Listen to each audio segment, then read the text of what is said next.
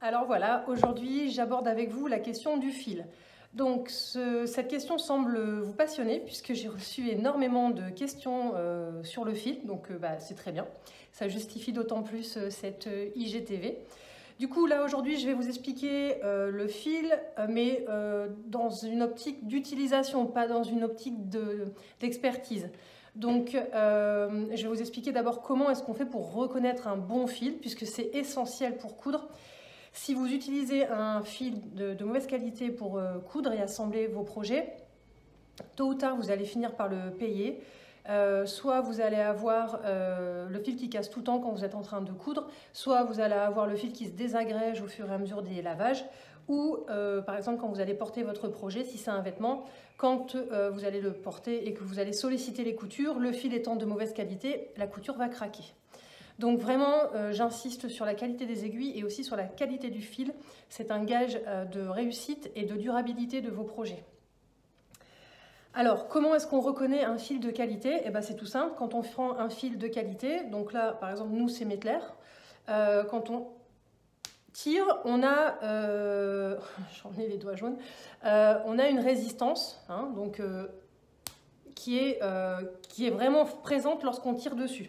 Donc ça, c'est un fil de couture standard, donc c'est pas un extra fort ou un fil spécialement résistant, c'est un fil standard de couture, mais à la tension, en fait, il a une résistance qui est assez importante, et donc ça, c'est un gage de qualité.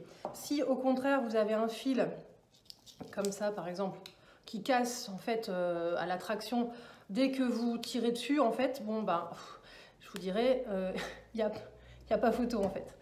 Donc la solidité, c'est un gage de qualité. Et puis quand vous le mettez à la lumière, le fil, si par exemple vous ne savez pas trop à quelle marque il appartient, quand vous mettez votre fil à la lumière, en fait le fil est complètement lisse. Il n'y a pas cet effet de pluche que vous retrouvez très souvent par exemple sur les fils de surjeteuses.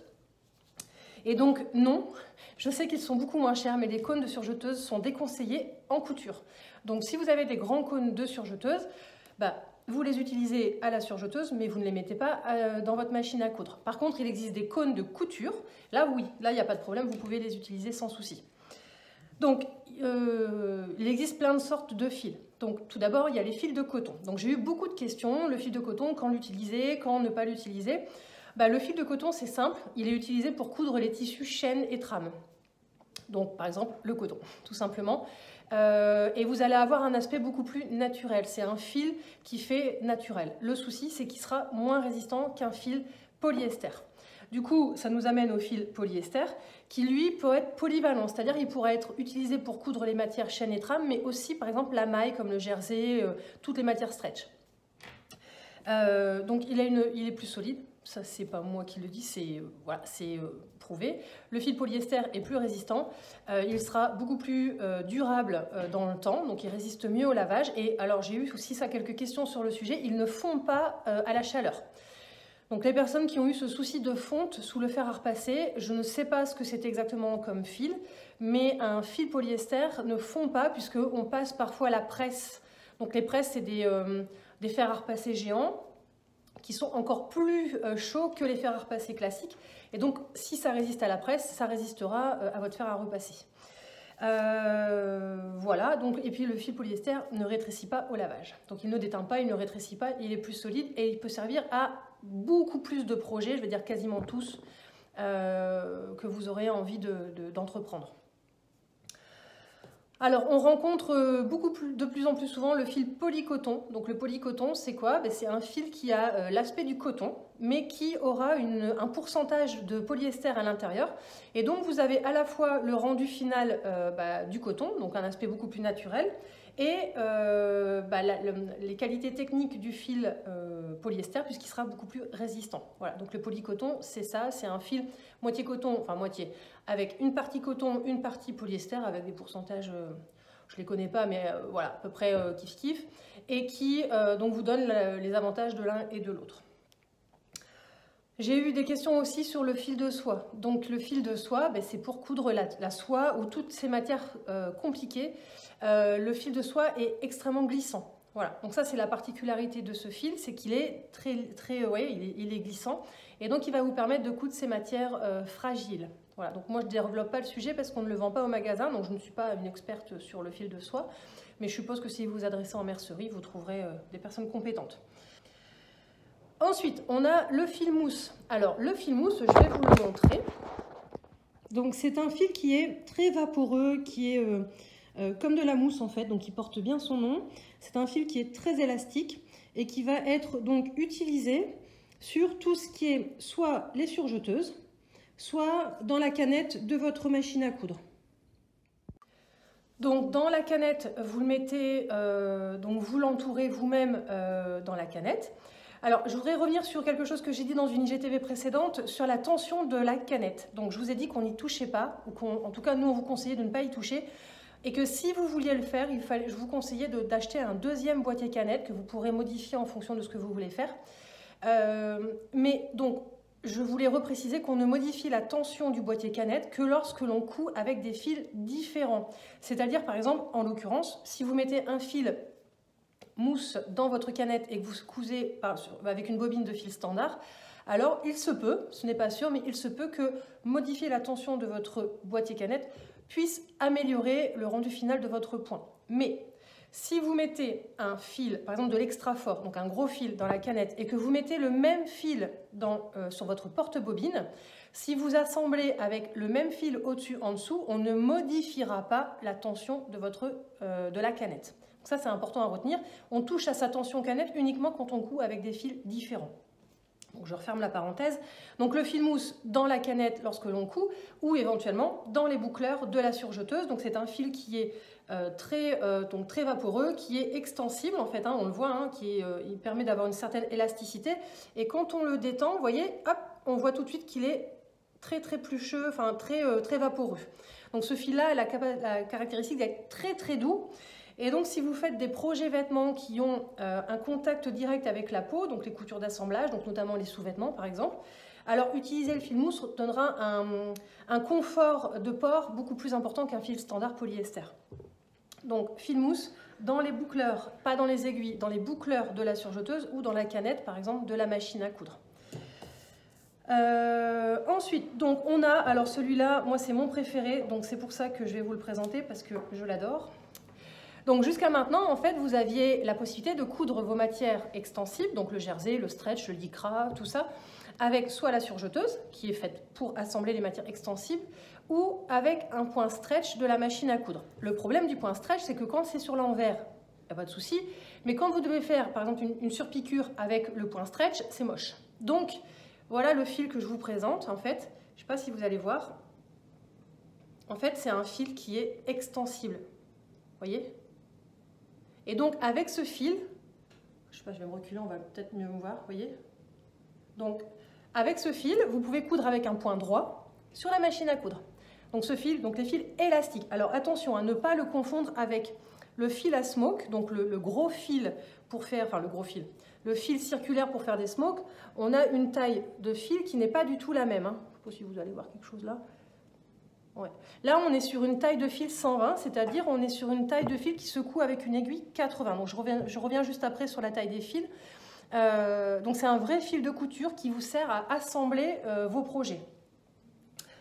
Alors ensuite, donc, je ne le développe pas, mais bon, tout le monde le connaît. Vous avez le fil de nylon qui vous permet de faire des coutures invisibles. Donc là, il est noir, mais on a exactement le même en transparent blanc. Voilà. Voilà, donc j'ai fait à peu près le tour des différents fils en termes de qualité. Donc maintenant, ce que je voudrais voir avec vous, c'est les tailles de fil. Donc la taille du fil. Première chose, c'est que plus le numéro est élevé au niveau de votre bobine de fil, plus le fil est fin. Donc c'est inversement, c'est l'inverse des aiguilles. Plus le numéro de votre fil est élevé, plus votre fil est fin. Donc le fil standard, c'est-à-dire le fil que l'on rencontre presque partout, c'est un fil de taille 100. Voilà. Celui-là se coud avec une aiguille 90. Alors vous allez me dire, bah, j'ai pas le numéro sur ma bobine, je fais comment? Alors pas de panique, il faut bien retenir que 85%, même je dirais peut-être même 90% des fils que l'on va rencontrer sur le marché sont de taille 100. Donc si vous ne savez pas, bah, vous faites un test de couture avec une aiguille 90. Vous regardez si le résultat final est OK au niveau du point. Donc là, je vous renvoie à l'IGTV sur la taille des aiguilles. Si le point est bien caché à l'intérieur de votre tissu, à ce moment-là, c'est que le fil est en adéquation avec l'aiguille. Et donc, vous pouvez coudre avec une aiguille 90. Si au contraire, vous voyez que le fil, qu'il y a des problèmes au niveau des nœuds, à ce moment-là, vous allez diminuer ou augmenter en taille de fil, d'aiguille. Donc, regardez bien l'IGTV sur la taille des aiguilles parce que ça vous indiquera comment on fait pour régler la taille de son aiguille. Donc, la taille standard, on est sur une taille 100. Donc, nous, par exemple, on travaille avec Mettler, donc c'est le Serralon, qui est donc, comme je vous l'ai dit, un fil très résistant, qui a des coloris dans tous les... beaucoup de coloris possibles, et pour lequel on utilisera une aiguille 90. On a ensuite, juste en dessous, par exemple, celui-ci, on va avoir une taille 120. Alors, je ne sais pas si on va le voir indiqué ici. Un peu des problèmes avec ma mise au point. Bref, c'est noté sur la bobine de fil. Donc taille 120. On va avoir aussi du 120 par exemple. Le fil élastique de tout à l'heure, c'était aussi une taille 120. Donc les tailles 120 se cousent avec des aiguilles 80. Voilà, donc vous diminuez d'une taille d'aiguille, donc vous cousez avec une aiguille 80.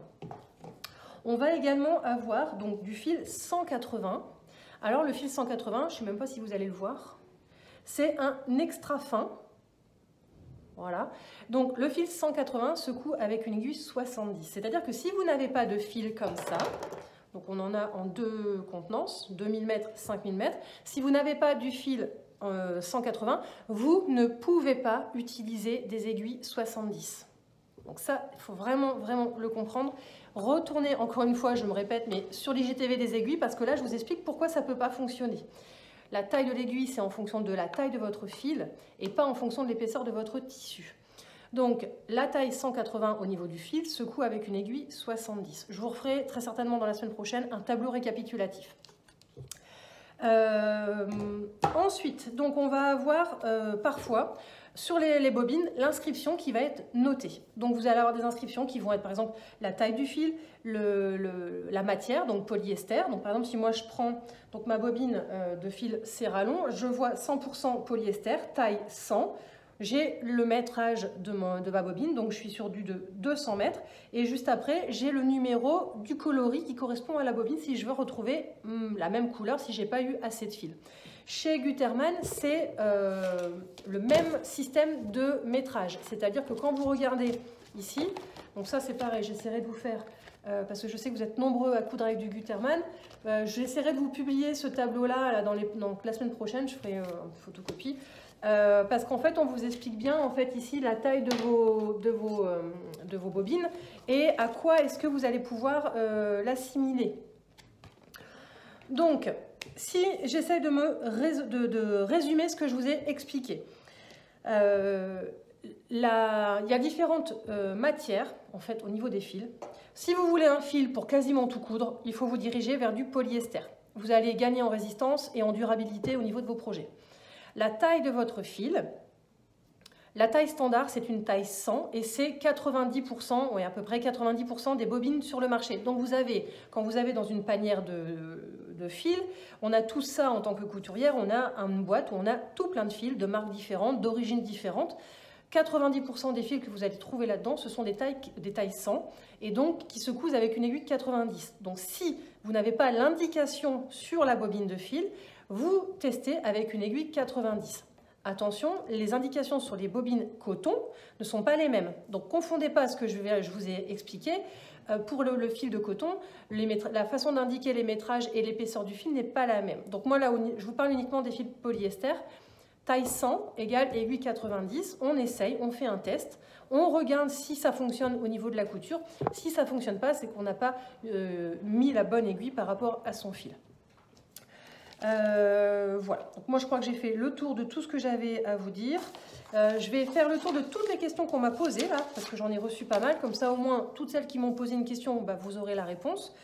Doit-on choisir son fil par rapport au tissu? Alors oui, c'est-à-dire que même si le polyester est polyvalent, c'est-à-dire il peut vous permettre de tout coudre. Vous avez des fils spécialisés, comme le fil, comme j'en ai dit tout à l'heure, le fil de soie, qui sera plus spécialisé pour la soie, ou le fil de coton qui sera vraiment, vraiment destiné à avoir des projets naturels en fait. Comment déterminer la grosseur du fil? Donc ça, je ne reviens pas dessus, je l'ai expliqué. Si l'indication n'est pas mise sur la bobine, on fait un test avec une aiguille 90, puisque vous avez 90% de chance de tomber sur un fil de taille 100.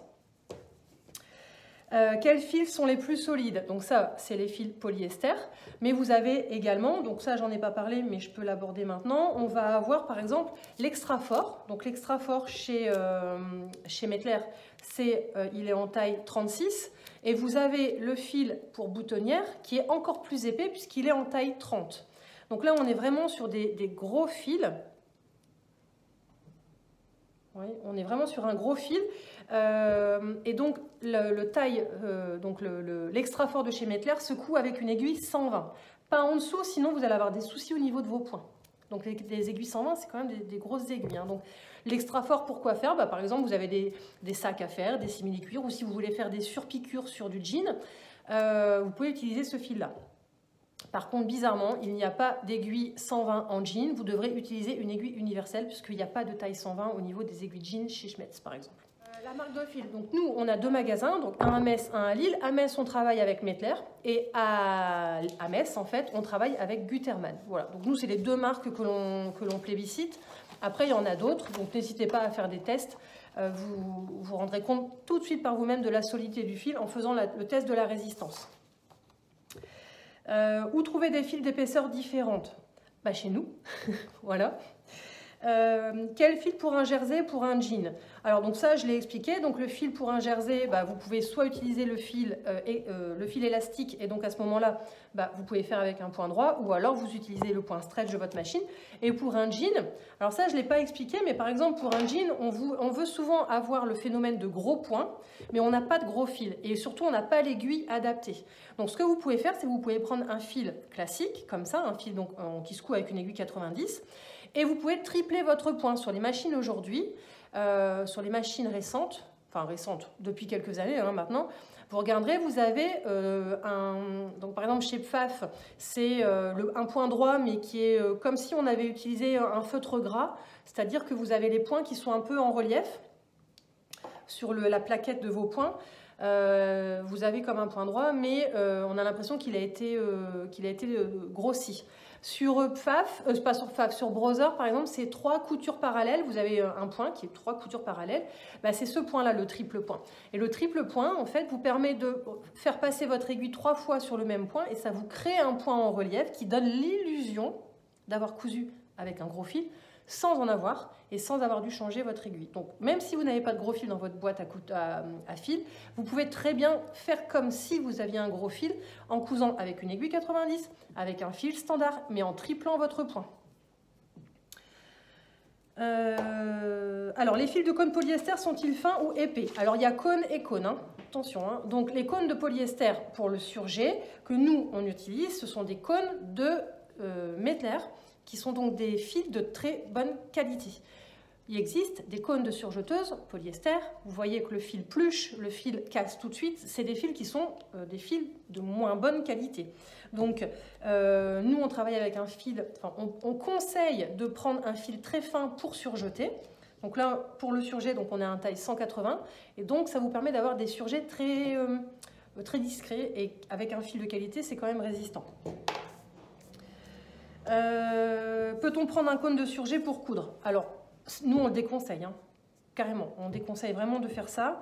Les tailles de fil sur les canettes déjà bobinées que l'on achète. Je suppose que quand vous achetez la canette, les canettes déjà bobinées, je suppose que dans la référence de la canette, il doit y avoir la taille du fil, je pense. La gamme de fils de la maison Tout le Monde, vous validez? Alors, je ne connais pas cette gamme de fils, donc moi, je vous parle que de ce que je connais, donc ça, je pourrais pas répondre à cette question. Quel fil utiliser sur la surjeteuse? Bon, ça, je l'ai dit. Du fil de qualité. On a souvent tendance à prendre un fil un peu moins cher parce qu'on se dit, bon, c'est pour le surjet.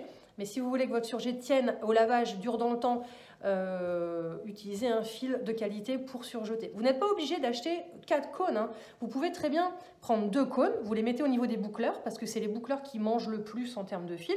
Donc vous prenez, par exemple, vous achetez 2 cônes, donc 2 cônes de 2000 mètres. Et puis vous faites 2 canettes. Et les 2 canettes, vous les mettez à l'emplacement des bobines pour les aiguilles. Du coup, ça vous permet de ne pas devoir acheter 4 cônes de chaque couleur. Moi, c'est ce que je fais. Moi, j'ai 2 cônes de plusieurs couleurs. Et quand je dois les utiliser sur la surjeteuse, je fais 2 canettes. Et au lieu de mettre 2 autres cônes, je mets les canettes à la place des cônes. Et ça me permet d'avoir 4 fils et de surjeter en 4 fils. Voilà. J'arrive à la fin de mon explication. J'espère avoir été assez claire, de ne pas vous avoir embrouillé. Et si j'ai oublié de répondre à certaines questions, ce qui peut être tout à fait possible, ou si d'autres questions vous viennent, n'hésitez pas à me les poser, soit en commentaire de la vidéo, soit en message privé. J'essaierai d'y répondre le mieux possible, en sachant que, je redis encore une fois, que je n'ai pas la réponse à tout. Et donc, j'essaye de répondre au maximum, mais voilà. Donc, écoutez, je vais vous laisser. N'hésitez pas à partager autour de vous la vidéo. Vous êtes nombreux à nous remercier pour la publication de ces IGTV qui, semble-t-il, vous apporte un plus au niveau de la couture. Et donc, plus ce sera diffusé et plus il y aura de personnes qui pourront en bénéficier. Voilà. Donc, n'hésitez pas à taguer vos amis ou à les partager en story. Je remercie tous ceux qui ont déjà publié les anciennes IGTV dans leur story. C'est super. Donc ça nous permet de nous faire connaître et ça permet aussi aux personnes qui vous voient en story de pouvoir profiter de l'information. Voilà. Je n'ai pas encore d'idée pour la prochaine IGTV. Je ferai certainement une petite story avec une question pour vous demander sur quoi est-ce que vous aimeriez sur quoi vous aimeriez que je vous parle. Un sujet plus vaste peut-être. Voilà. À bientôt.